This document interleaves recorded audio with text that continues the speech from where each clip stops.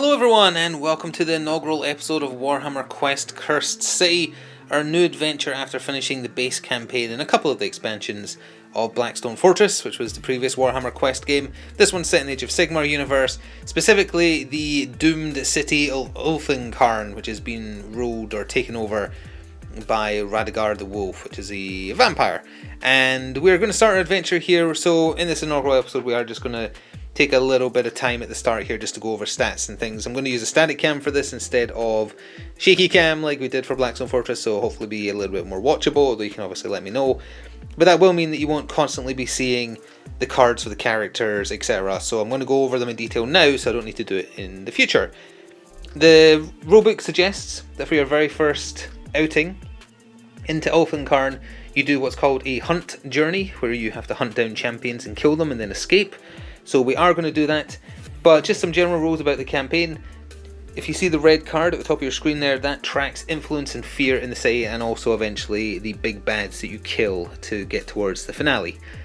5 in total, counting the big bad. You fail the quest if fear or influence ever get to 10. The game starts with influence at 6 and fear at 5. The various mission types you go on affect them in different ways, so can random events. If more than 5 of the 10, I think it's 10 heroes that come in the box die, you also insta-fail because you can't field a full team. Although, if you're playing solo, you have a team of 4, which we'll go over in more detail soon. And I think that's it. I think that's it. The two fail conditions are fear and influence to 10, or just not having enough heroes to actually do the mission. The win condition is go on missions, get levels, do decapitation missions, which take out various lieutenants of the big bad, and then once you've taken out all the lieutenants, you go after Radagar. So with that, we're going to look at the things you probably won't see as we're playing. We'll go over each character. You can skip that bit if you're not interested, and then we'll jump straight into a hunt mission. So the light is a little bit overly reflective, but again, you won't really be seeing this, so it doesn't matter. But this is your timer, score gauge, and also destiny dice. Blackstone Fortress had destiny dice. It's the exact same 5. You roll them, and this would have been an absolutely horrific initial roll because we would lose all the matching ones, we'd lose all the ones, and we would have just a 5. The inner circle here, which you can mark with this as it turns, that's your score, and for the hunt mission we'll be trying to get to 10 points, which is up here. The other marker, which I'll have to remember to keep track of, tracks how close to nightfall it is, and if it gets round to here, it actually becomes night. You flip over all enemy cards and they become much more dangerous and scary. So you don't need to see this, I'll keep track of it. You'll see the dice roll for the destiny dice on camera, just not where I'm keeping them. So the first member of our party, I'm going to give these people names based on characters from Vermintide 2, the video game, because that's why I picked this particular lineup. I play a lot of Vermintide 2, play it on my video game stream at least once a week. I'm never going to remember these names because I'm too used to the names of the characters from that, and I do feel like some of these models feel like they're based on the characters from that, a little homage maybe. So my wood elf is going to be Carillion. This is her here. I've shown off all these miniatures and they're getting sub-painted if you want a better look for now, but she comes with 3 Oaken Arrow tokens, which is told to you in a very obscure place and isn't mentioned on her card at all. She is move 3/5 in this game. If you spend a 1+ from your 4 activation dice, you can move, but if it's a 3+ that you spent, you get to run, so that's why there's 2 values, so she's very fast. She's a D12 for agility and a D6 for vit and defense, so she's not super tanky. She's classed as an executioner. She has a elven sword, which is double D8, 1 damage / 1 damage, because in this game a crit does not necessarily mean you do 3 wounds like it did in Blackstone Fortress, it is variable. She also has her arrows, of course, also double D8, 1 damage for a normal hit, that does 3 for a crit, and then she has some additional unique abilities that we can talk about if she uses them. Her way to inspire is if she shoots someone with an arrow, moves in, kills them with her sword, which only does 1/1, so it's not super easy, and she'll get an inspiration point for that. If she wants to, she can, I believe she gets a free move dice if she kills someone with the sword, but that might be on her inspired side. Also in this game, when you pull for initiative order, they don't have pictures, you have to use icons. I don't know who's supposed to have which icon, so that is her icon. I've given her that one, so on the initiative draw, when that symbol comes up, that means it will be Carillion's turn. So the next member of our party is the Vampire Hunter, who I am going to call Saltspire because he looks identical to Victor Saltspire. from Vermintide 2, even though he's not a vampire hunter in Vermintide 2, but still looks the same. He's also an executioner, so this might not be a balanced class, because that's kind of like the damage dealer. He comes with a sword, which is D12, does 2 damage base, 3 on a crit. He's got Judgment, which is his rifle there. That's 2 damage with a 4 crit. And then he has Firewood Stakes, which if he lands hits, he gets to fire a stake to try and finish off a vampire. Only does 1 extra damage, but it's a way for him to deal lots of damage in general. He's move 3-4. Let's see, agility and defense is a D8. Vitality rolls on a D6. So again, not super tanky.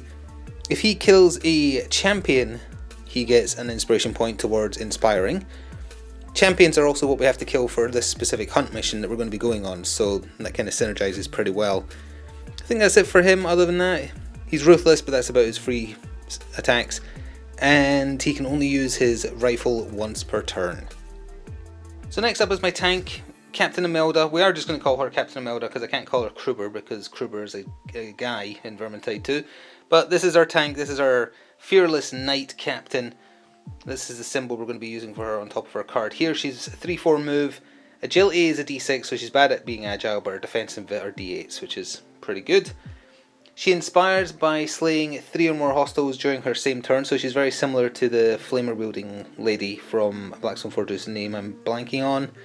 Yep, I'm blanking on her name. She has a death blow if she spends a 6+ of her 4 activation dice, lets her do an attack to a bunch of adjacent enemies. And she can also do a gambit with a teammate for free. And her base damage is a D12 rolling, and 2 base damage, 4 for a crit. And then finally we have our dwarf, who's going to be called Barden. That's his symbol there. 3-3 moves. He is actually no, he's our tank more so, I think, because she's a blade and he's a stalwart, as in terms of class, and that matters when they level up. So I actually think he's more classed as a tank. She's kind of like middle of the road. So he's 3-3, D8 for vitality rolls, D6 for agility, but a D12 for defense. So yeah, that's pretty good. He inspires by getting loot. He loves looting, and he gets 2 inspiration points per Realmstone card found, which is this game's currency. He's got a belaying axe, which is D12 2/3. And then he has a harpoon gun, which can pull enemies in as well. Also a D12, and it does 1 or 3 if it gets a crit. So that is our intrepid team. There are various icons. Now, the only thing to do before we actually just start playing is that for a hunt mission, maybe I can just bring this into view if we just pull back a little bit real quick so we can just do a cut and get the first level open. Getting ready for a hunt, it tells you what counts as a champion. Your goal is to get to 10 champion kill points. Some of the harder enemies count for more than 1 point, but we're looking for like Watch Captain Halgrim, the Vaskir, the Varkos Bloodborne, Kursagi Night Guard, Ulfenwatch Sergeants, Dire Bats, and Blood Rats, which are the large rats in the packs of them, and bats respectively. But you generate a map based on rolling a d12 here, and then you just turn the page and make the map. Oh, I accidentally pushed a miniature out of the way. So I'm just going to roll. It's not a d20 in Cursed City, it is just a d12. As a 3, so we are going to Barrow Lane. So we just turn the page, and Barrow Lane is here somewhere. Oh, bottom left. So I'm going to set up this map, and then we'll get started. So here is Barrow Lane set up, and before we put down enemies, there is just a little bit of explanation to go. So these are door squares. If they're on a red bar, it means they're closed, and you have to open them. These kind of blood red parts here, there's one there, there's one there. You can probably see one right at the top of the map as well. Those are spawn points for further reinforcements where enemies come in after the initial spawns. And unlike in Blackstone Fortress, they are designed to spawn as far away from you as possible. That's to stop one character getting ganked instantly, I think. The markers that have appeared, so we have one bird there, and we have 2 skeletons. Those are mysterious objectives. Those can be searched for loot. And that is also where the initial 3 packs of enemies are going to spawn. We're slightly moved to the right as well, just to show you. This is the initiative deck, rather, right here. So we'll give this a quick shuffle. We don't know what enemies are here yet, but just to show you how this is going to be, because you're probably not going to be able to see it on camera most of the time. But you just shuffle that, and much like Blackstone Fortress, you just draw, and then that decides the turn order that you put to the right of this bit here. which I will be doing, but again I'll show you the draws on camera, but whether or not you see them afterwards is another thing. We also have to decide what actual enemies are appearing, and we do that by drawing cards from this deck, and we are battle level 0, so it's not going to be anything super scary in theory, but we need champions to spawn to actually progress through the mission. And we start down there. We can summon the airship to free us from this place by going up here and doing a 4+ action, much like you would call the elevator in Blackstone Fortress. So we need 3 enemy groups, and they go on the left side of this card. You can just about see on your right. So the first group of enemies is 3 bat swarms. That's quite a lot, so we'll put that there.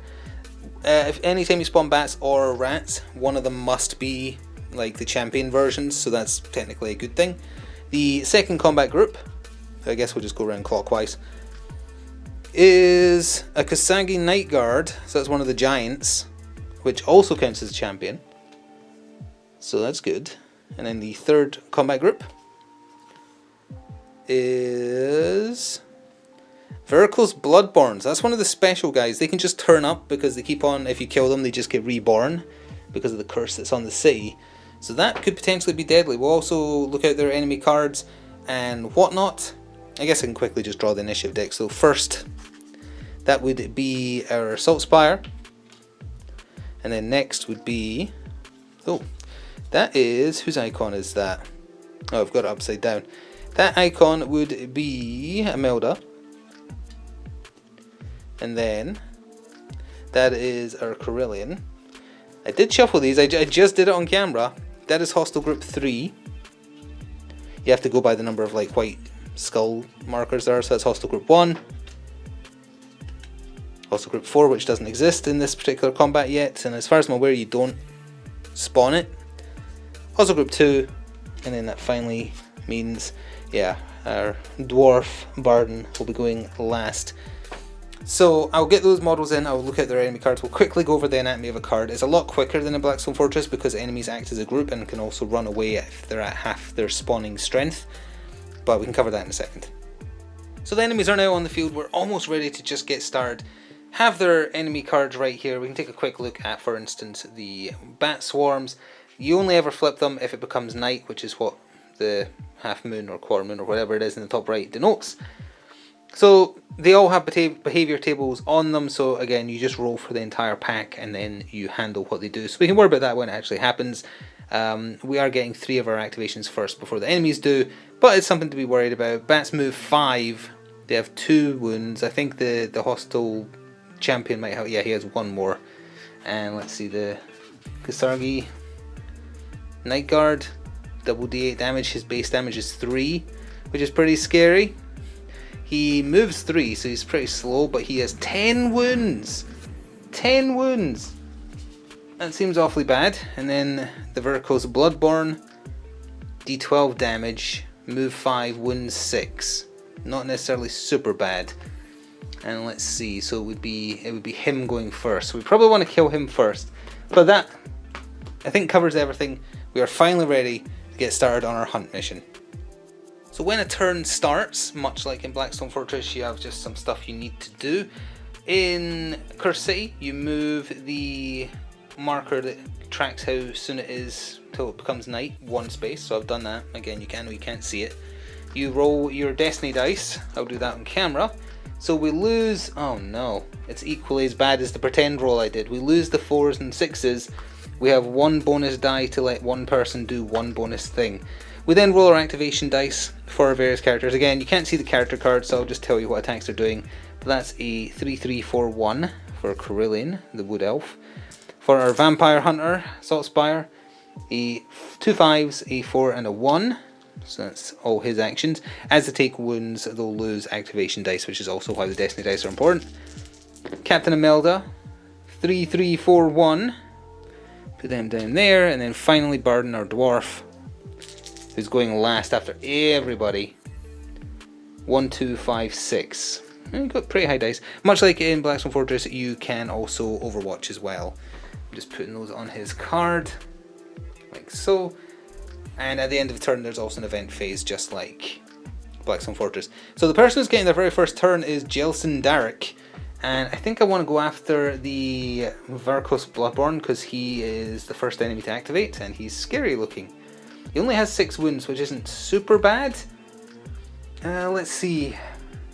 However, every time he suffers damage on a 9+ on the D12, the numbered D12, this one, he ignores the damage, which is not nice, but that's okay. So, Jelson will activate. If he spends 1, the last thing to cover as well, some doors breach 2 spaces, some breach 1. In the cases where it breaches 2, both those squares can attack both those squares beyond the door. If it's only a single one, then it's 1 and 1, not like 1 and diagonal. I think that's the only other thing to cover. So, Jelson will spend a 3, he'll spend the 3 off the Destiny board, that 1 bonus die, because that means he can do a run action for 4. And he'll go 1, 2, 3, 4, which does not put him close enough to shoot or do anything to that gentleman. He'll spend 1 of his own 4 dice, and that's not high enough to do a run, so he has to do just a normal move. 1, 2, 3. He would have to burn 1 more dice to get in there and start killing. He'll spend a 4 to do exactly that. 1, 2. Now, he's actually adjacent to the enemy as soon as he walks in there, so he can't move again. Well, you can, but you have to spend another die again, just like it was in Blackstone Fortress. I'm going to be referencing Blackstone Fortress a lot, so if you aren't familiar with Blackstone Fortress, there is a playthrough. So he's in point blank. In that case, he is going to do a Ardent Blade with 1 of his 2 dice remaining. It's a 5. So he rolls the D12. Blank is obviously a fail. Single pip is a normal hit. Double pip is a crit. So he got a normal hit, but on a 9+, they ignore it. Thank goodness that was an 8. So his normal hit with his sword does 2 damage. I'm going to need to look at wound counters in a second, so we'll just keep track for now. That's 2 wounds, and then does his Ruthless kick in. Each time this hero makes an attack roll and it's successful, if the attacker is still visible, make 1 free firewood stake attack. It's not likely to do much, but no, didn't. That's fine. He's got 1 die left, so he will attack with his Ardent Blade again and try and get a crit this time. He got a normal hit. That's fine, that's 4 damage until he gets his free stake. I could go for a free stake right now. And that did nothing. So until he did 4 damage... Oh no, did he ignore it? Oh, he actually ignored it. And is it a full ignore or is it half the damage? He ignores the damage, so actually he only took 2 of his 6 wounds. But I'll look at some wound counters and then we are moving on to Captain Imelda's turn. So I've had a little think about what Captain Imelda is going to do. She's going to burn her 2 3s for 2 run actions, giving her a total of 8 movement. She's going to go 1, 2, 3, 4, 1, 2, 3, 4. I believe you can move diagonally on a normal square. I should have said at the top of this is not a how to play, this is a learning to play, so do not expect perfect play. There will probably be some mistakes, and going forward we can correct them.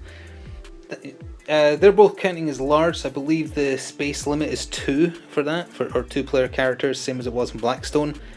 So, she has 2 dice left, a 1 and a 4. She might as well spend them both to attack because she can't do her death blow. She needs a 6 for that.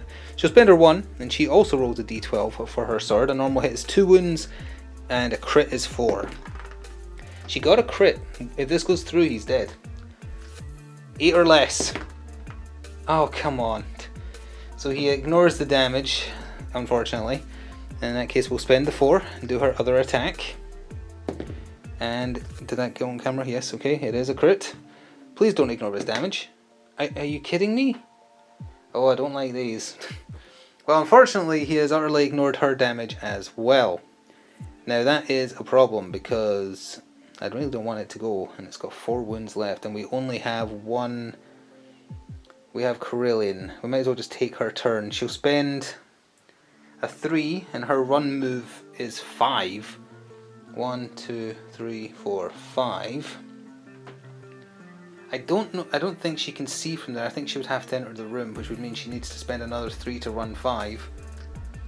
I forgot to even mention how her counter spending works. For a 6+, she can spend it to do an increased damage arrow attack that doesn't get reduced by any means, which is potentially handy right here, honestly.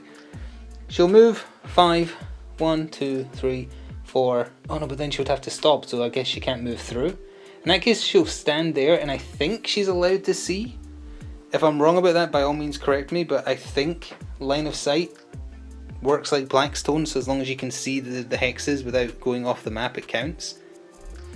That might be wrong. She can't walk onto the square because her movement would be forced to end because it's adjacent to an enemy, but she can't fit on the square because there's 2 heroes already on the square. So hopefully this is okay. She will spend a 1 for a Winter's Call. She rolls 2d8s for this, and we really want it to crit. 2d8s. She did get the crit. You take the best result. You don't add them together or anything like that. You just take the best result. Does he ignore the wounds? He ignored the wounds. Is that how this is going to go, huh? Well, I guess if she does no damage, it doesn't matter if it was done correctly or not. She'll spend her final dice, which is a 4, to do the same again. Oh, here we go. And she missed. This does not bode well for the things that are coming, because now it is time for the enemies to activate. So it is the Bloodborne there that goes first. We look at his card, we roll the d12. He is obviously a single model, so this doesn't better represent it, but as I say, it's a lot quicker than in Blackstone. So you roll the dice, you roll a 12, so that's probably bad. Bloodthirsty Charge. Each acting hostile, well, it's just him. There are 3 siblings, so there can be up to 3, I guess. Makes a charge action, reroll failed attack rolls for that charge. Well, you're already in base to base, so presumably you don't need to charge, but in Blackstone that meant they got a free attack. His attack is a d12. He's going to hit Imelda because she is tankier than the Vampire Hunter. So his first attack, and he can reroll if he fails. He got a basic hit. His basic hit does 2 damage, and her defense roll is a d8. She critted. Oh, that was off camera. She critted, which means she utterly ignores it because I believe that blocks 3 of the damage as opposed to 1. But because he's charging at point blank range, he gets another attack. He critted, which for him is 3 damage, and she didn't block anything. So the way this works is you take normal wounds, and then normal wounds become grievous. So the first wound would apply, the second wound would apply and become a grievous wound, and then the third wound would apply as a normal wound. Again, is my understanding. So she's hurt pretty bad, but could have been worse, I guess. So we are going to move on to the Saggy Night Guard in a second. However, I just went and double checked the rules for charge, and also the quick references the wrong page for the full explanation. It says page 30, but it's on page 29 if you're curious. A charge is a double move and single attack, so that second attack should not have gone through on Imelda, which was the crit if I remember correctly. So she actually just has 1 normal wound, no grievous wounds, because it should have only attacked once with a reroll. Technically you could have rerolled the success to try for a crit success. I guess that's just down to your own discretion, but yeah, a charge isn't a double attack even if you're already point blank in this game. So we go over to the Kursagi Night Guard. Let me get his card. There he is. He's very tanky, 10 wounds, that's pretty scary. And what is he doing? That rolled off the screen, but it was a 1. He is doing in advance. An advance is a single move and single attack. A charge is a double move and attack, and he moves 3, and you always go towards the closest character. 1, 2, 3. So, not much for him to be doing. Just turn him a little bit. And then it's over to the bats. So, we immediately just roll the d12 for all the bats. 11. Blood-sucking bite. Each acting hostile makes an advance action. If the attack roll is successful, increase the damage values of that weapon action by +1/+1. Then remove the bat swarm from the battlefield. They take your blood at +1/+1 damage and then run away. That's not going to matter though, because they can't get to us. I think the closest threat is actually the group on the right, because Barden down here is too far away. So they're not going to get into combat, but that's fine. Advances move 5. 1, 2, 3, 4, 5. 1, 2, 3, 4, 5. 1, 2, 3, 4, 5. There's a lot of potential hostiles bearing down on us, and we have 1 hero left to go, our fearless dwarf, who could technically just ignore that and run off to the left and go loot, which would help him inspire, but given how poorly everyone else did, I'm not sure that's the best idea. We know we're not getting enemy reinforcements until one of these groups is wiped out, so there is that, but you know, I might do that. He has a 4+, he's got a 5 and a 6, so he could loot, and he loots at range with his hook, line and loot roll, which is a 4+. As long as he can see if there's no adjacent hostiles and there's a mysterious object within 5 spaces, he could absolutely loot. And if it's Realmstone, he gets 2 inspiration points. I think he's going to do that because he can't get line of sight, I think. Like, he's a close combat guy unless he uses his harpoon gun, I suppose. I don't know. He only moves 3. So let's see. 1, 2, 3. 1, 2, 3. Yeah, he's totally going after the loot. He's spending... He's going to have to spend... Oh no, he's going to have to spend... Well, he's going to spend a 1 and a 2. Oh yeah, he moves 3 regardless if he runs or walks. 1, 2, 3. 1, 2, 3. 1, 2, 3, 4. The mysterious object is 4 away from him. He will spend a 6 to do his hook, line and loot. This ability can only be used once per turn. If the hero is not adjacent to hostiles and is within 5 spaces, they can do a search action as if they were adjacent. So this mysterious objective disappears and we draw the top of the loot deck. Vengeful Mirror. It's actually an item. I believe you can only hold 1 treasure, 1 armor, 1 weapon in this game, as opposed to Blackstone where you could have 10. This mirror can provide more protection than any steel shield. A hero with this treasure card can use it immediately after suffering 1 point of damage from adjacent hostile's weapon action. When the treasure card is used, pick a hostile adjacent to this hero. That hostile suffers 1 damage and this hero does not. Then discard. So it's good for putting 1 damage onto an enemy instead. Unfortunately, that means he does not get inspiration points because it wasn't Realmstone. And that is, I mean, he has 1 die left. You could technically Overwatch, which lowers the value by 1, but it gives him a free attack on anything that comes into range. There's no enemies left to go. It's the end of the round, so we just roll for our event table, a la Blackstone Fortress. And we got a 2, which is the Will of the Master. The hostile group with the model furthest from enemy heroes makes a move action. If they're equidistant, the leader picks which one makes a move action. If there are no hostile groups, nothing happens. The hostile group furthest from anyone would be the bats, and presumably they're allowed to go through, so I guess we will. They move 5. 1, 2, 3, 4. 1, 2 in there. 1, 2, 3. Well, that just got a lot more dangerous. So after a disastrous first turn, shuffled the initiative deck. We're just going to do the Destiny dice. Hopefully we get a lot of them this time. I should not have said that. We lose the 2 1s, but we keep a 2, 3, 4. Which isn't terrible, I suppose. Oh, also the night timer obviously goes up by 1. We haven't killed anything, so there's no victory points. Who's going first? Hostile Group 3, which is the Bloodborne. That's very bad. And then that is Krillin the Wood Elf. And then Hostile Group 2. And then our Vampire Hunter, who's doing a poor job so far. That is our Dwarf, who's off on his own. Okay, so the Giant goes last. That's good. Imelda can swap with anyone for free. Teammate, not an enemy. She can swap with any teammate. It's probably more important she goes rather than our Wood Elf. She's going to swap positions on the board with the Wood Elf. So we'll swap these around. But I don't think there's anything I can do to stop the... Well, you can burn activation dice, speaking of which we have to roll for that. Wood Elf's activation dice. 2, 2, 2, 6. You can do gambits as you did in Blackstone, but you have to burn a die and then you roll for their agility. And then you can swap if you get a crit. Well, with enemies that is. So, only 3 dice for Captain Imelda because she's hurt. She got, she has the opportunity to do a death blow though. And then 4 dice for Barden. That would be a 1, 2, 2, 3. Not great. That's okay. So I guess we'll just go straight to the Varkos Bloodborne's turn. What's he doing? A 4. He's doing a 4. What is a 4 on his behaviour? It's a charge. He's already in point blank, so he just does the 1 attack. And it's not the bloodthirsty one, so he isn't re-rolling if he misses. He will do it on Imelda again. He missed. Alright, fair enough, that's his turn. So then we go to Imelda, and she needs to do the big murder.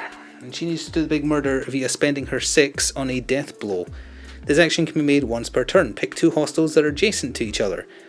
Or 2 hostiles in the same space. Those hostiles must also be adjacent to this hero. So 2 hostiles that are adjacent to each other. She could kill 2 of the bats. You get a free sword attack against each of them. Yeah, she'll attack the 2 bats. So the bat swarm there and the bat swarm there. First bat swarm, nothing. Second bat swarm. Oh no. This is all going very wrong. Okay, in that case we'll go back to killing the vampire then. She'll spend on a normal sword attack on the vampire. She'll spend on... that's her last dice on the vampire attack. She missed again. She'll spend a destiny dice. She'll spend a 2 off the destiny board to attack. Now I believe the old rule... Finally, she got a crit. Don't ignore it. The rule from Blackstone exists in this one as well, where one character is technically not supposed to... He doesn't ignore it. Good. So that means he takes 4 damage. Of his 6, he is dead. So he is gone. And what happens there is when his turn rolls around, which it won't this turn, because he's dead. Or sorry, he's already had it. At that point on the next turn, we'll remove his card and no one gets put down, but they don't spawn until the subsequent turn, I think. I think that's how it works. What was I saying? Oh yeah, one character can't use more than 2 destiny dice, so that it's split evenly. That means she can spend 1 more. She will spend the 3 to do a sword attack on the bat that's adjacent to her. It's a wound, which with her sword is 2 damage. How many wounds does a bat swarm have? The bog standard bat swarms have 2 wounds, so she killed it. Goodbye, bat swarm. And for killing the Virkus Bluntborn, we actually did get 1 champion point, but we need to kill the big bat. That's our turn. We need to think about what to do now. So it is Hostile Group 2 next. That is Kasagi Knight Guard. We have his card in hand. What is he doing? A 9. So 9 for him is a charge. So double move. He doesn't need to double move. He'll just go 1, 2, 1, 2, right in there. And you know he's gonna hit our Vampire Hunter. And he rolls a double D8 for this. He got a crit. Defense for him is a D8. He actually crit defended, but does he do more than 3 damage? If he crits, he does 4, and I think a crit defense only blocks 3, so I think he still takes 1 damage, unfortunately.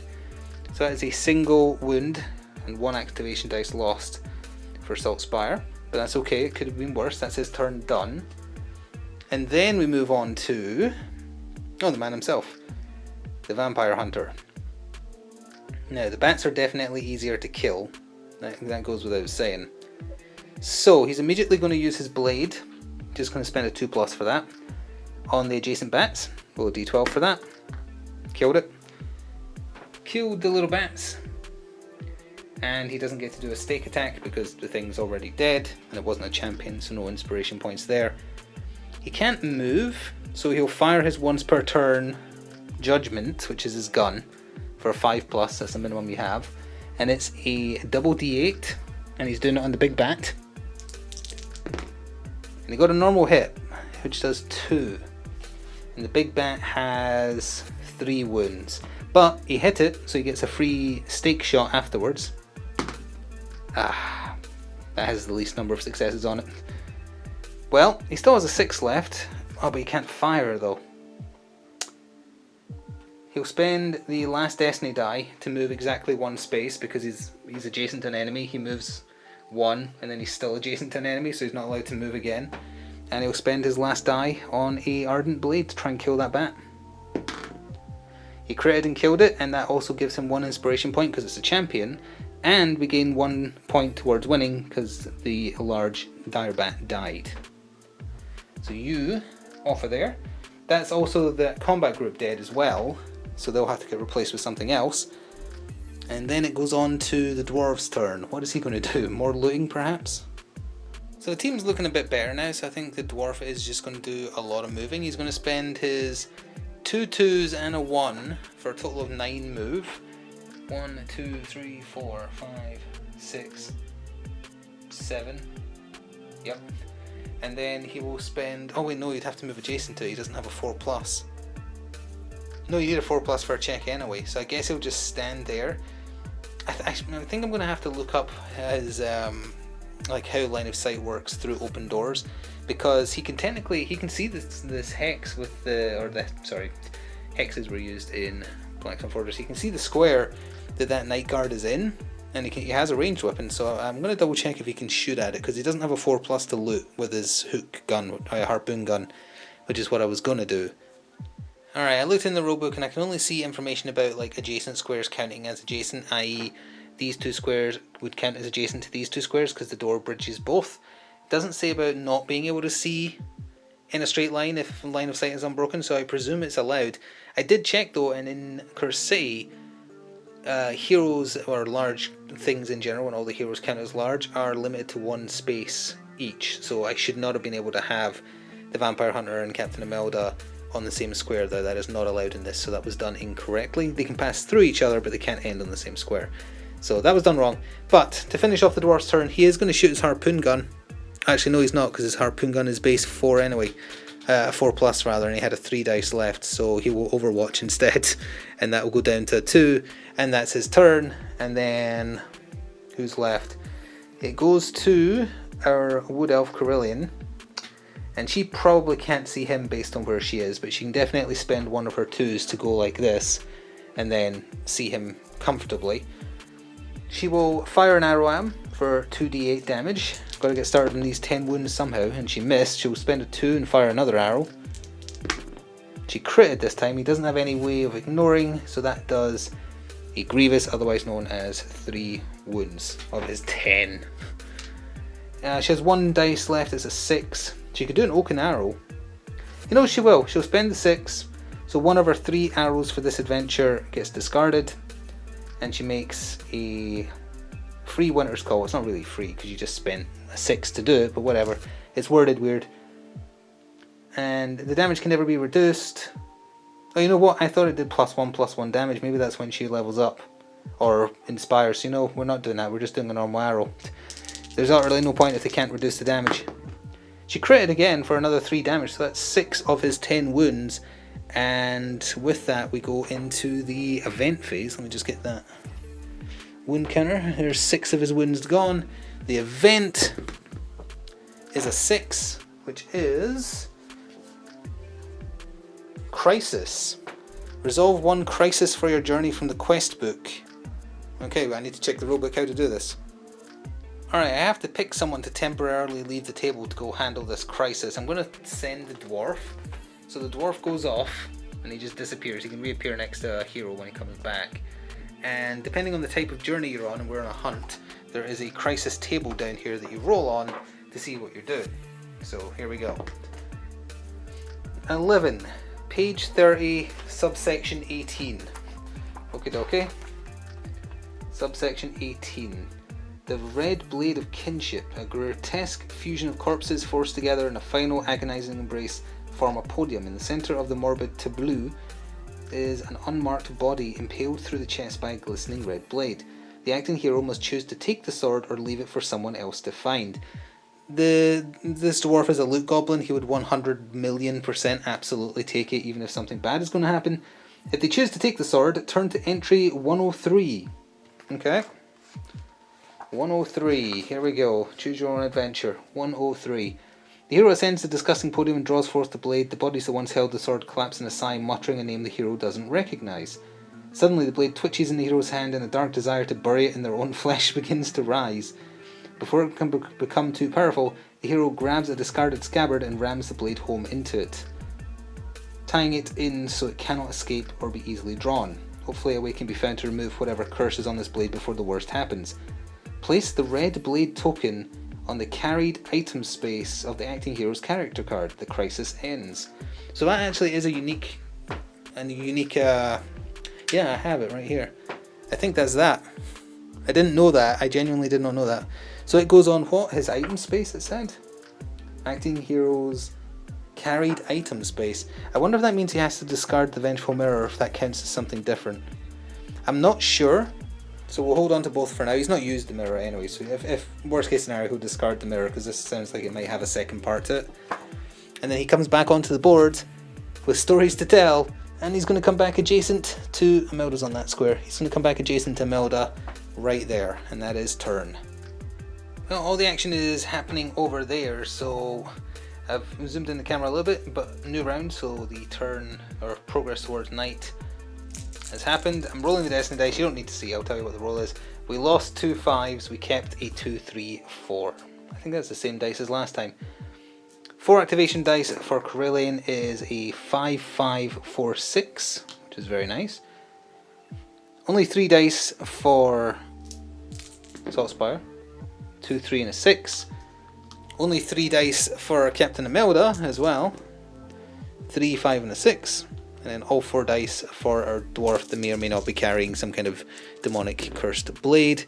He gets a 2 3 5 6. Oh, we do have initiative cards to draw here, so I guess I have shuffled them. So first it will be our dwarf, second will be our wood elf, third will be hostile group 1. So when this rolls around, there is no hostile group 1, they're all dead, so you would draw another card and then flip it and spawn them on the next turn, I think.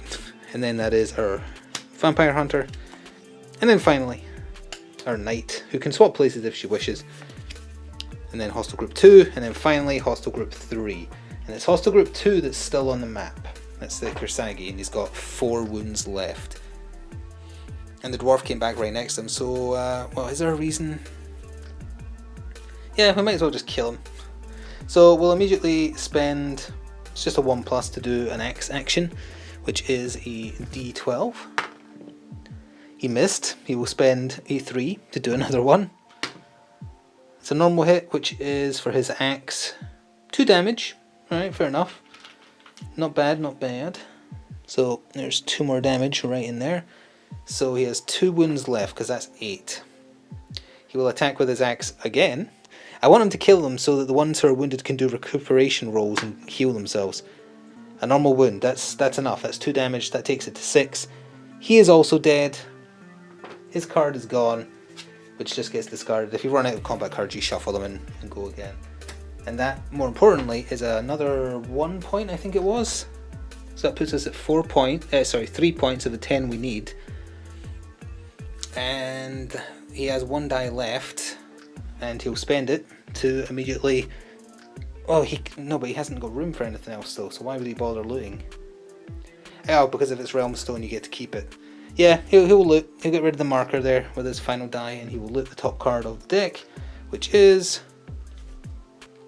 It is Realmstone. It's a single bit of Realmstone, which is the currency of the game. He gains 2 inspiration points for looting some cash, and then I need to decide what we're doing. So the elf is next up, and she doesn't need to do anything.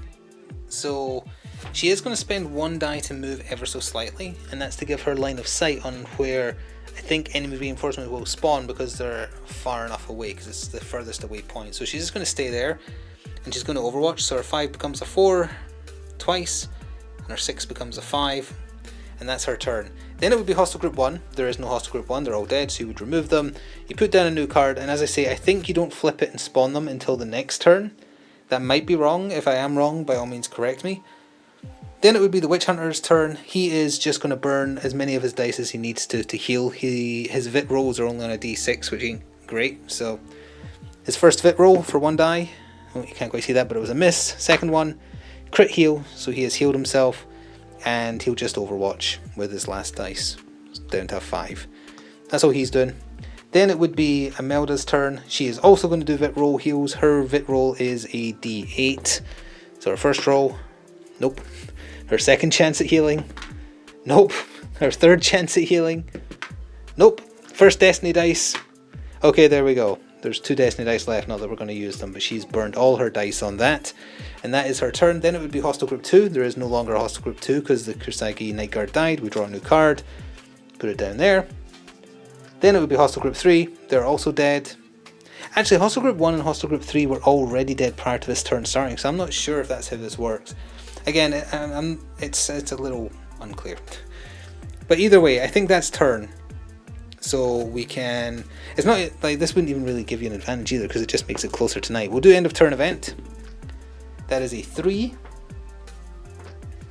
which is the will of the master. There's no hostile groups, nothing happens. So we just go on to the next turn. Alright, we pull back a little bit for this turn. The timer has moved up again. We roll for our Destiny dice. It might be on camera. Yes, it is. We lose the 1s.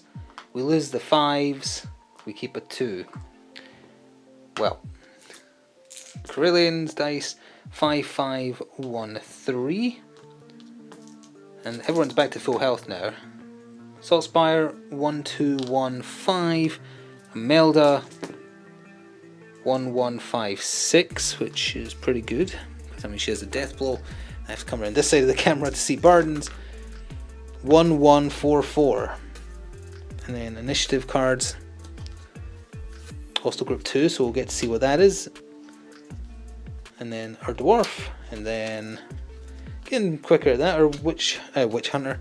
Our Vampire Hunter, Hostile Group 3. New Hostile Group 1. Captain Imelda. And our Wood Elf last. Fair enough. So turn 1 is immediately Hostile Group 2. We don't know who they are, so we turn the card over. It is 3 Ulfenkarn, which are the skeletal guards in the city. They spawn as far away as possible and then get a free move action, so I'll do that in a second.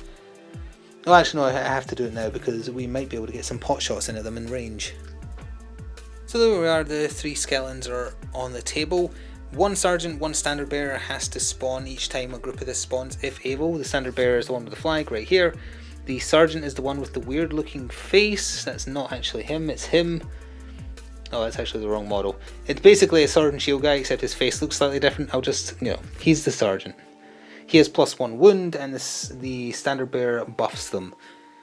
But, because they've only just spawned in, they get to do a free advance, and they don't have any ranged, so they can't attack at that range, so it just goes straight to the next person, which is the Dwarf. So the Dwarf will spend his 1 to move 3, and go 1, 2, 3.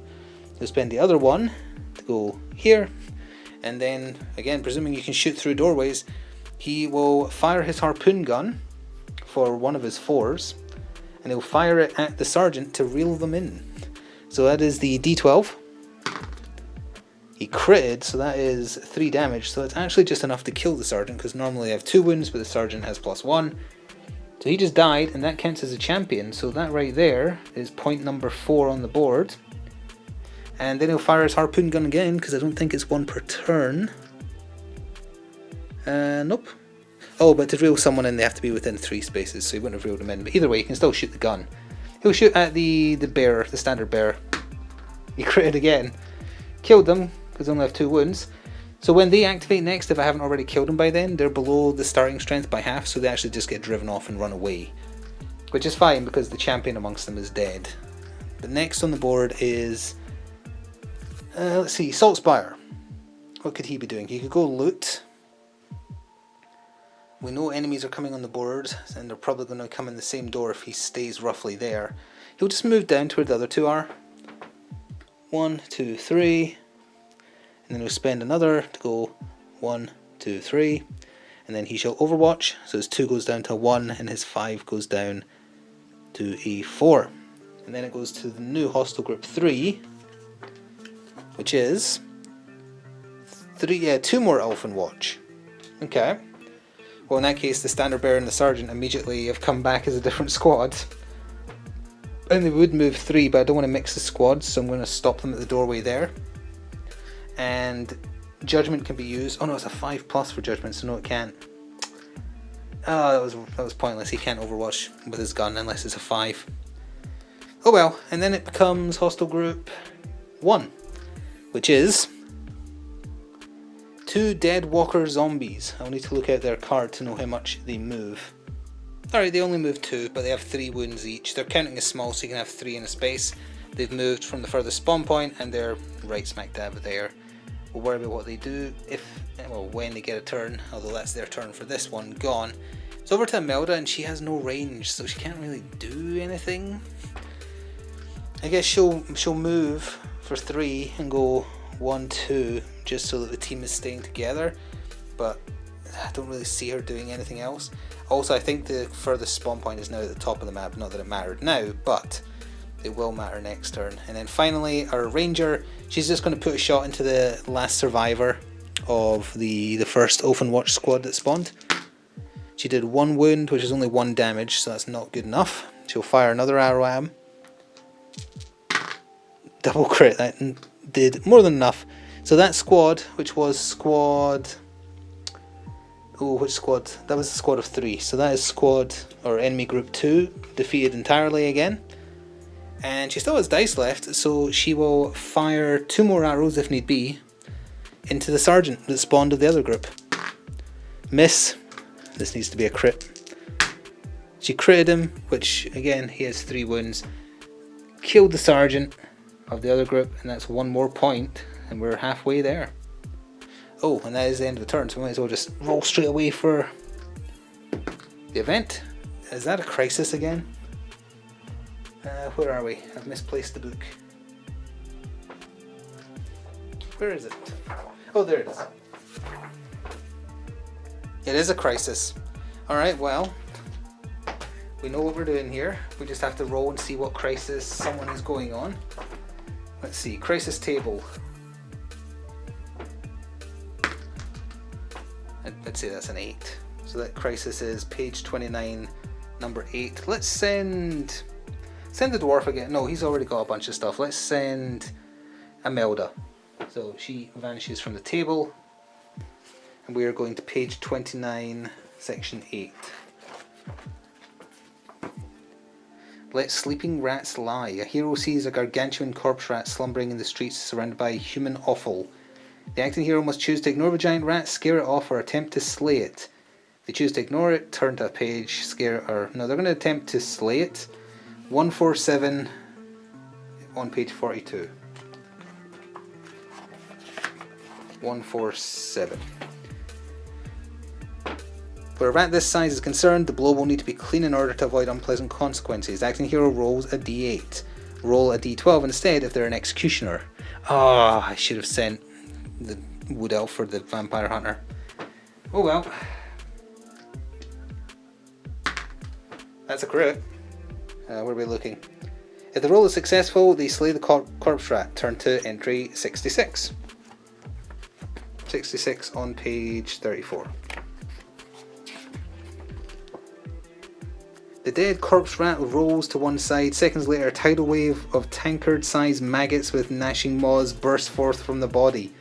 The acting hero rolls a d8 or a d12 if they're stalwart. She's not either of them. Why does bad things keep happening? Oh dear. If the roll is successful, they smash the maggots to a pulp and they get 1 inspiration point, otherwise they suffer 2 damage. So she takes a grievous wound and gains absolutely nothing. And then the crisis ends. Hey guys, I'm back. I had to kill a giant rat. It was filled with maggots. Don't ask me any questions. Next round. Well, new round.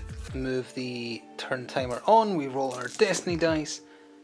We lose the 2s. We keep a 1, 4 and a 6 for what it's worth. Carillion rolls all 4 dice. She gets a 6, 6, a 1 and a 2. All 4 dice for Saltspire, a vampire hunter. He gets a 6, 6, 5, 5. What are these rolls? Captain Imelda only gets to roll 3 dice because of the injury she got from all those maggots. 1, 4, 5 is her dice. And for Burden the Dwarf, he gets a 4, 4, 4, 3. Interesting. Turn order. First person is Hostile Group 2, which is the hostile group that's dead. So that will just be a new card drawn. Hostile Group 1, which is the zombies. Then we have our dwarf. Then we have Hostile Group 3, which is the Ulfenkarn, who technically I think should... No, they had 2, so they're actually at half, not below half.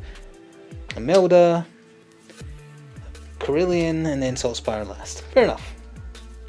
So Hostile Group 2 activates. There is no Hostile Group 2. We draw a new card, but we don't look at it yet until next turn. So that's there. Then it's Hostile Group 1, so we go to the zombies. As I kick the camera. That is a charge. They move 2, so that would be 1, 2, 1, 2, because they double charge and then attack, but they actually can't reach anybody, so they do nothing. Fair enough. They have no ranged. So then it is Imelda's turn? No, it's the dwarf's turn. Okay, he will harpoon gun one of them. How many wounds do zombies have? It's 3. Yeah, he'll harpoon gun one of the zombies. The zombies just need to be rid of because they don't help us. He'll spend a 4 and do it again. They don't help us achieve the mission. Kill 1 zombie. Then he will spend a 1 off the destiny dice to move 3. 1, 2, he has to stop there, and then he'll hack at it with his axe. How much does his axe do? Base 2, that's not good enough, he'll smack it again. He killed it. So that's all the zombies dead, which is good. We want a new card, so we'll get rid of their card. That's his turn. He doesn't need to move, so I think he'll just stay where he is. Then Hostile Group 3 activates. There is no Hostile Group 3. We draw a new card for turning over next turn. Then after that, it's Imelda. Now she could heal, and she's gonna spend to try and heal on D8. Crit, heals the crit. Perfect. She'll just stay still for the rest of her turn, and then Krillin will try and take out this last Ulfenwatch to also give us another chance at getting a champion to spawn on the map. So, let's see. Double D8s. That's 1 wound for 1 damage, not good enough. Another arrow. Crit, good enough. All the enemies are dead. So that card gets discarded as well. And we immediately go to the end of the round because there's nothing else I really want to do. So we're just going to roll for the event. Not a 6. A 12. A Destiny fulfilled. After a Destiny dice roll is... Okay, we get to keep all Destiny dice next turn. Excellent. So it's already immediately a new turn. We move. We keep all the Destiny dice. And by move I mean the progress towards night. We would have lost those 4s, but thanks to Destiny fulfilled we get to keep them. And then we get our activation dice. That is a 1-4-5-5 for Carillion. For Salt Spire, 2-3-6-6. Very nice. Imelda's back to full strength, gets to roll 4. She's getting a 3-3-3-6. And then Barden, 4-5-5-6. Wow, really high dice. Initiative order, Hostile Group 2, which is one of the cards on the field, so we will see what that is. Same with Hostile Group 3. Hostile Group 1, which is a card being replaced. Then we have Imelda, we have Salt Spire, we have Barden, and then Carillion last. Fine, that is a-okay. So, that card should be there. So, immediately it's Hostile Group 2, so we just flip the card. It is 3 Corpse Rats, so I shall need to look those out. And then also Hostile Group 3, so I'll just flip that now as well so I can go spawn them. 2 Ulfenwatch, so that'll be the Sergeant and the Standard Bearer back again. So with Barden where he is, the furthest away portal for them to spawn is right at the top up there, so that's where they've came in. I think I did that in the wrong order as well. Hostile Group 2 was first, and that's just a new card getting placed down that's not flipped yet. Then it would have been Hostile Group 3, which is the Ulfenwatch, so they move first, and then the Rats are Hostile Group 1. Then we go to Imelda, and she is going to spend 2 3s to move 8. 1, 2, 3, 4, 5, 6, 7, 8. Hello, friendos. And then she's going to spend her 6 to do her death blow on the 2 Ulfenwatch. Starting with the Standard Bearer. She hits them for 2, so it kills the Standard Bearer because the Sergeant, who has more, needs the crit here. She got the crit there. So that's already that Ulfenwatch group dead, and 1 more point because the Sergeant of that group gives a point, so we're up to 6 of the 10 we need. The Large Rat also gives 1 because he's a champion. She only has 1 die left. She's not in base to base. She could spend a Destiny die, I suppose. She will. She'll spend a 2 off the board and then a 3 for a standard attack. To do this, to get a text message. She misses. She'll spend another Destiny die to do it again. How many wounds do they have? They have 3 wounds and her base damage is 2, so it's unfortunately still alive with 1 wound. 1 text message later, Jansen is going, he's spending a 3 to move 4. 1, 2, 3, 4. From where he's standing, he will fire his Judgment for one of his 2 6s, which is double D8. He's going to shoot them at the rat up there, which is again assuming you can shoot through doorways, which I really hope you can, because otherwise I've messed up a lot. He got a single hit with it, which is 2 damage. Now let's see, does the big rat have more wounds? Yep, it has 4 wounds, so it's half health. He gets to do a free stake attack though. Nope. So he's done 2 damage to the big rat, who makes all the rolls, etc. So that one there. In that case, he'll spend his 2 to walk, and his walk is 3, which is not enough to put him in base to base, so he'll spend the 4 off the Destiny board and then his 6 to attack point blank. And his point blank sword attack is double D8, no sorry, it's D12. he killed it. So that rat swarm is gone. And then that's all his dice, so he can't do anything else. So it goes straight to the dwarf. He'll spend 2 dice to move 6. 3, 1, 2, 3. And then he'll shoot his harpoon gun for a 5 at the big rat that makes all the rolls. And then he'll fire it again with his 6, because it doesn't need to reload. Single hit with it is only 1 damage, and it's not within 3. Oh wait, no, it is, because it's adjacent, but you don't want to pull it in really, I don't think. We'll say it's just done 1, so it's got 3 wounds on it, it's got 1 wound left, and it's up to Corellian to get the kill. She'll spend a 4 to move 5, 2, 3, 4, 5, spend her 1 to move 3, 1, 2, 3, and then she shall loose an arrow in its general direction and miss. She will spend her last die to do it again. She critted and killed it. And that is also another point, so we're at 7 now. And she will... oh, the enemies have all gone, so there's not even a point overwatching. We'll just go straight to the event. A 10 on the event. Born Hero. So that's if someone's out of action, they get a free heal. If everyone is already... if there's no hero out of action, the leader picks a hero on the battlefield to make a free recuperate action. That used to give you an inspiration point. You can also heal an ailment if they've got a sickness. No one does, so we just go to next turn. Alright, new turn. Getting closer and closer to night. 1, 2, 3, in 4 turns it will be night. So then we need our destiny dice. Oh, we keep them all. 2, 3, 4, 5, 6. Very nice. We just need some tough enemies on the board now to kill. Corellian's dice. 4, 6, 1, 5. Salt Spire. 1, 2, 4, 6. Oops, I did knock it, but it was a... that one was a 2, because it was 1, 2, 4, 6. Captain Imelda. Wow, 6, 6, 6, 4. Satan. And then Barden the Dwarf. 1, 1, 4, 5. Oh, and I forgot to lift the initiative cards, so we'll shuffle them live. Doesn't particularly matter, there's only the rats on the field in their hostile group 1, the others, hostile group 2 will spawn in, but hostile group 3 will just be a new card put down. So let's see what we get. It will be the dwarf going first, and no, sorry, that's the dwarf. Imelda going first. I got them confused. Hostile group 1, so that is the rat. Hostile group 2, so that'll be the new spawn in. Then Corellian, and then that's not great, them going before the new spawn, honestly. Hostile group 3 last. So Imelda will just walk up and stab the rat. She'll go through here and she will stab. And that was off camera, but she missed. She'll spend a 6 and do it again. She killed it. Wait, yeah, 4 damage. She killed it. So that is that card removed for this turn. Or rather at the end of the turn, I guess, but still.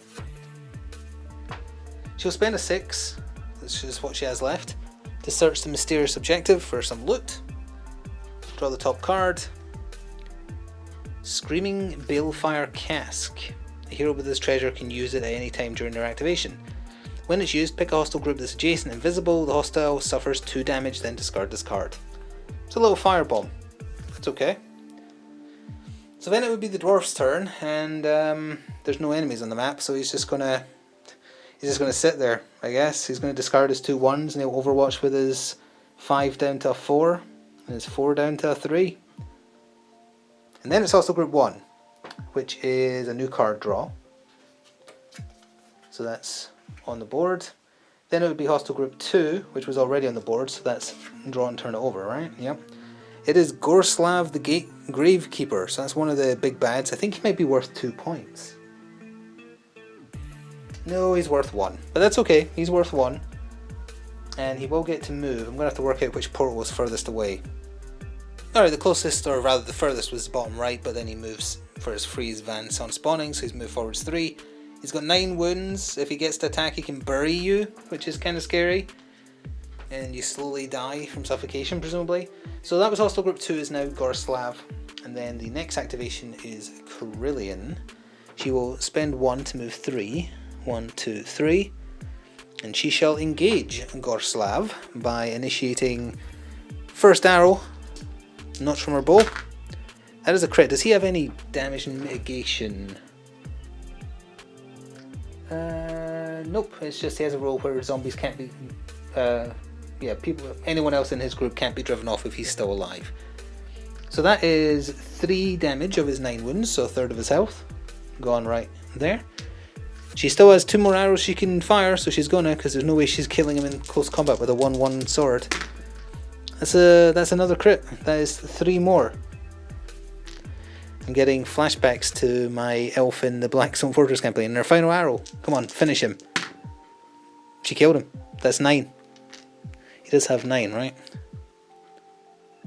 Yeah, 9. She got him. Amazingly, we're not going to get to see Gorslav do his fancy stuff, because he is very dead. But, more importantly, that is another point. So that is 8 of the 10 required. We're almost done. And Krillian's doing nothing else with her turn, so she's just... Well, actually, she'll spend a Destiny die to move back. Because I kind of like being in the centre here, because then enemies have to come in and get us. Saltspire's turn. He'll move back into the room. Oh, sorry, wrong person. No, he's in the room. He'll just do nothing. And then Hostile Group 3, which isn't on the board. A new card gets drawn, but we'll have to flip that next turn. End of turn event. 2. That is the will of the master, so nothing happens because there's no enemies. So, turn timer moved up. Destiny dice rolled. We lose the 5s. We keep a 1, 2, 4. Activation dice for Krillian. 4, 4, 5, 1. For Saltspire.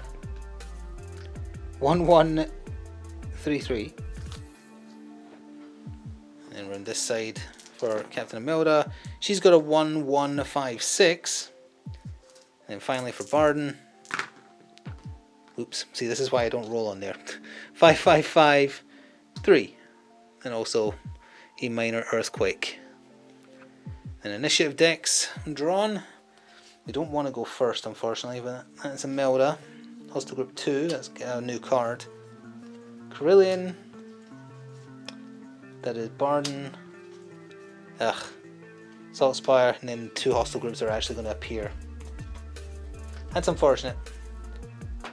Well, she's just going to Overwatch. So her 2 1s go away. Her 5 goes down to a 4. Her 6 goes down to a 5. Hostile Group 2 needs a new card. Krillian will also just Overwatch. So she gets a 3, 3, and a 4.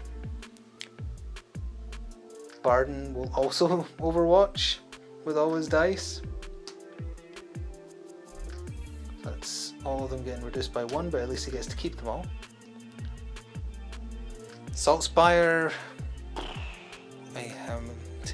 I guess he'll do the same. He loses the 2 1s obviously, but he keeps the 3s down to 2s. Hostile Group 3. 2 Deadwalker zombies. Bad, because they don't give any points. I'll move them in a second. Hostile Group 1. Watch Captain Halgrim. That's good. He's worth a point. Let's get them on the board. So the zombies in Halgrim are on the board. I'm just going to roll for the event now, because that's the end of a turn. An 8 is... Born Hero. We have no heals, so we're just moving on to the next round. Camera's running out of battery, so I'll have initiative dice, Destiny dice, and activation dice rolled. We'll just go straight into drawing initiative order. So we're immediately at initiative step. I've got 2 of the 5 Destiny dice, unfortunately. Rolled 3 3s. So that is Krillian going first. We want to kill Halgrim this turn for sure. Hostile Group 3 is next, which is the zombies. Hostile Group 2, which we don't know yet. Then we have Imelda. Hostile Group 1, which is Watch Captain Halgrim. Then we have Saltspire, and then Barden last. So we're immediately jumping in to her turn. I think you can fire point blank even if you use a ranged weapon, as far as I'm aware. 1, 2, 3. Hello, Watch Captain, with your 7 wounds. She shall immediately fire a Winter's Call into his face for 1 damage. Okay, she'll fire again. 2 damage. Fire again. Oh, she'll fire again with the Destiny dice. Can we see 3 damage? No. That is 3 damage on top of the 2, so that puts him at 5 of 7. She'll use the other Destiny die. Finish him. He's got 2 wounds left. So yeah, it's 5 to mark on him. So there's 3, 4, 5. There's no Destiny dice left. So the zombies go. They can't go in the same square as him, but presumably, actually if I just move these to the side, 1, 2, they can... Oh, we don't know what they're doing yet though. 7, that is... charge. So they would have double moved. So they definitely would have made it. They roll a d8, so I'll just roll both for both of them attacking her. 1 hits and 1 crits. Oh no. Her defense roll was a d6. This is against the normal hit. Nope. Against the crit. Nope. How much do they do? So the normal hit did 1 damage and then it did 2, so it would be she's on a grievous and a normal wound. Oof. Oof. It also just occurred to me, I believe a crit when you're healing a grievous doesn't just take it away now, it just flips it down to normal, so I might have done that wrong earlier. Also group 2, we don't know what they are, they have to spawn in. 3, Ulfenwatch, perfect, that is enough for us to actually win. Now where on earth would they spawn? Let's see, 1, 2, 3, 4, 5, 6, 7, 8. 1, 2, 3, 4, yeah, they would spawn up here and move 3, 1, 2, 3. That's also the room we need to get to call our escape as well. So that's them gone. Then it would be Imelda. She is going to spend a 4 to move 4. 2, 3, 4. Now unfortunately there's no 6s, so she'll just do a standard attack on the standard bearer. Missed. She'll do it again. Hit him for 2 damage, which killed him. And then she'll do her last attack on the sergeant and hope that it's a crit. It's a miss. Well, you know. Also group 1 is Watch Captain Halgrim, which is not good. What does he do? I need to come get his card. 4. It's a charge, so he just does his basic attack on her wood elf, unfortunately. He did a normal wound. Does she block it? She actually did. How much does he do with a normal wound? 3. She did barely block it. Just as well, really. And he increases the damage of all Ulfenwatch by 1/1, which hopefully won't matter if they die before they get a turn. So, Vampire Hunter's next. Either he or the dwarf has to go help our wood elf. Huh. The dwarf is slower, so he's not going to be able to. He's going to spend a 1 to move 3 and go 1, 2, 3. It bridges both those doors so he can go through. And then he'll spend another 1 to do a basic attack on the sergeant. And he killed it because he does 3 damage on his crit. Although I just realised that is not the sergeant, the other one is the sergeant. He'll move and then do the same to the sergeant. He actually did. So that is 1 more point, putting us at 9 of the 10 required to get out of here. And then it is... Oh, I did the turns in the wrong order. Saltspire should have gone first before Barden, but it isn't going to change what he's doing. So he's going to move and go help. 1, 2, 3, has to spend again. 1, 2, 3, and then he'll shoot his gun into Halgrim for a 5+, which he does have. A crit does 4 damage, he falls, and that gives us enough to get out of here, but we still actually have to, actually get away. Zombies are slow. He's going to spend his 4 to run, and he's going to go 1, oh that's adjacent though, so he wouldn't be able to, I think, because adjacency counts diagonally. He's just going to do nothing then. We're just going to go to the end of turn, hopefully get away next turn.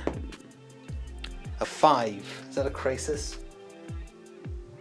That is a crisis. Okay, I need to look out the... Oh, here we are. Here we go, crisis time. 6. Page 28, number 6. Oh, who am I sending? Let's send Carillion so that she can spawn up there. So she's off. What was it? 28 page... Section 6. A mischievous Diregal flips from the shadows and steals a vial from one of the hero's belts. When resolving this crisis, skip steps 5, 6 and 7 and 8. Instead follow... Oh, this is complicated. It's got so much text. She has nothing to steal though. If that hero has no treasure cards, something of significance of personal value is taken. I see. Can't spend or gain inspiration while it's stolen. Oh, so there is actually like a Diregal on the map, I think. Okay. You know, I'm just going to ignore it because I don't have any inspiration points anyway, and I'm just looking at what's the negative if you ignore the Diregal, and it's you just don't get any inspiration for the mission.